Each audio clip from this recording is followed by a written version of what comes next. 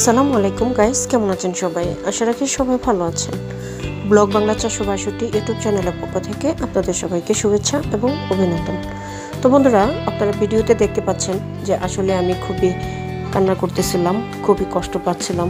কিন্তু কেন কান্না করতেছিলাম, কেন কষ্ট পাচ্ছিলাম সেটা তো অবশ্যই আপনারা জানেন না। তো আজকে আমি সেটাই আপনাদেরকে জানাচ্ছি, সেটাই আপনাদেরকে বলছি যে আসলে আমার চোখে অপারেশন হয়েছিল আজ থেকে প্রায় 6 বছর আগে, 7 বছর আগে। তো অপারেশন হওয়ার পর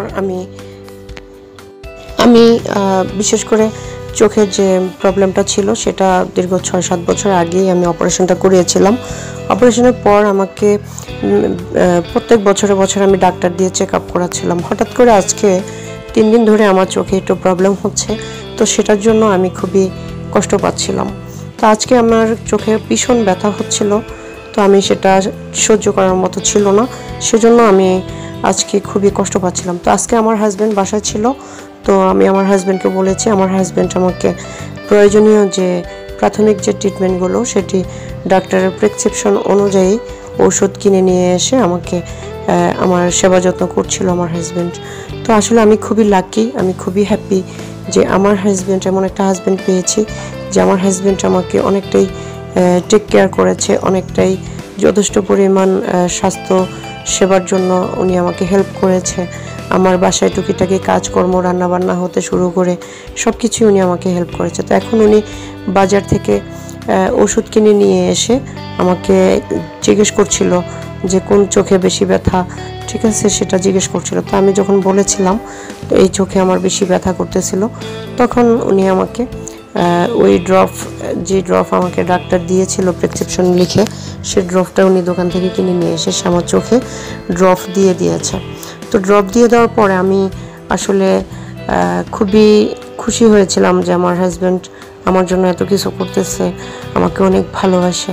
তো আমি আমার হাজব্যান্ডের ভালোবাসায় মুগ্ধ। আমি আসলে আপনাদের দোয়ায় আমি খুবই আলহামদুলিল্লাহ, আমি খুবই সুখী। তো এখন আপনারা দেখতে পাচ্ছেন যে আসলে আমি ব্যথার যন্ত্রণায় যে কাতরাচ্ছিলাম, অনেক ছটফট করতেছিলাম। তো সেটা আমার হাজব্যান্ড যদি কখনো দেখে যে আমি এরকম কষ্ট পাই, আমার হাজব্যান্ড কিন্তু খুবই ভেঙে পড়ে, কারণ উনি জানে যে আমি জানি যে উনি আমাকে অনেক ভালোবাসে। তো আমার হাজব্যান্ড আমাকে একদম চোখে ড্রপ দিয়ে, এই যে আপনারা দেখতে পাচ্ছেন যে আমাকে চোখে ড্রপ দিয়ে দিচ্ছিল। তো আমি চোখে ড্রপ দেওয়ার পর আমার কাছে মনে হচ্ছিল যে আমার চোখে এত যন্ত্রণা করছিল, কারণ এই ড্রপটা ব্যবহার করার পরে চোখে কিন্তু একটু জ্বালা যন্ত্রণা করে, কারণ এই ড্রপটা অনেকটাই পাওয়ারফুল। তো এই ড্রপটা ব্যবহার করে আমি একটু চুপচাপ নিরিবিলি রেস্ট করতে হয়, এটা একদম নিয়ম কানুনে আছে।